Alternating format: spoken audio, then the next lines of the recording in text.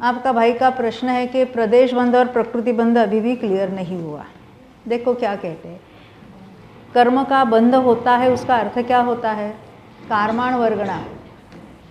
कारमाण वर्गणा कहते विशिष्ट number of परमाणुओं का जो समूह है, वो वर्गणाओं की विशिष्ट उसकी रेंज जो होती है, तो वो कारमाण वर्गणा नाम के कोई जो स्कंद है, एक एक वर्गणा में अनंत परमाणु होते हैं और ऐसे अनंत वर्गणा एक समय में कारमाण वर्गणा से कर्मरूप परिणमित होती है।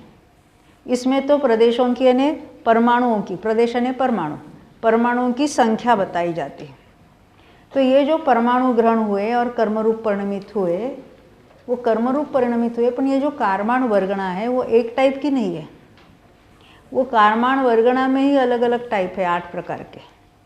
जो कारमाण वर्गणा ज्ञानावरण रूप होने योग्य है वो ज्ञानावरण रूप से परिणमित होती है। प्रदेश बंध में हमने केवल संख्या बताई है परमाणु की, और प्रदेश बंध में वो किस प्रकृति रूप परिणमित होती है वो बात बताई जा रही है। योग के कारण परमाणुओं का तो ग्रहण हुआ, किसका? कारमाण स्कंदों, कारमाण वर्गणाओं का तो ग्रहण हुआ, परंतु वो कारमाण वर्गण, जैसे हम भोजन करते हैं, हमने क्या खाया, तो हमने कहा, आप कहेंगे हमने रोटी और सब्जी खाई, आप कहेंगे मैंने लड्डू खाया, कोई कहेंगे मैंने सीरा खाया, हलवा खाया। मैंने डॉक्टर को पूछा तो कहेंगे आपने इतना कार्बोहाइड्रेट खाया, इतना प्रोटीन खाया, इसमें से इतनी कैलोरीज मिली आपको। और उसमें भी हम कहेंगे वो प्रोटीन है जिसको हम प्रथिने कहते हैं, वो अमाइनो एसिड रूप होकर अमुक अमुक उसका बनेगा शरीर का अवयव। जो उसमें से तो जो आयरन है वो तो हीमोग्लोबिन बनेगा, खून में चला जाएगा। जो कैल्शियम है उसकी हड्डी बनेगी। ऐसे यहाँ कुछ परमाणु, उनमें अपनी ही योग्यता है कि किस कर्म रूप परिणमित हो जावे, किस प्रकृति रूप।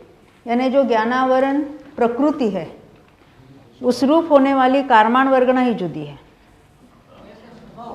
उसका ऐसा स्वभाव है। स्वभाव को ही प्रकृति कहते हैं।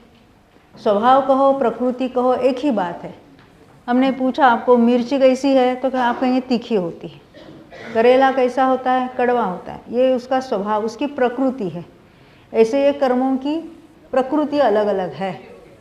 ये जो कारमाण वर्गणा है वो स्वयं उस प्रकृति रूप से परिणमित हो जाती है, और ये योग के कारण होता है। और कषाय के कारण क्या होता है? वो जो बंधी हुई प्रकृतियाँ है वो कितने काल तक जीव के साथ रहेगी, वो है स्थिति उसकी। ये तो सामान्य कथन है, फिर उसमें और जो सूक्ष्मता है, विशेषता है, वो हम और देखेंगे। और अनुभाग का अर्थ क्या होता है? उसमें जो फलदान शक्ति, वो शक्ति भी कैसे गिनेंगे, उसकी क्या तरीका है, वो भी हम देखने जा रहे हैं।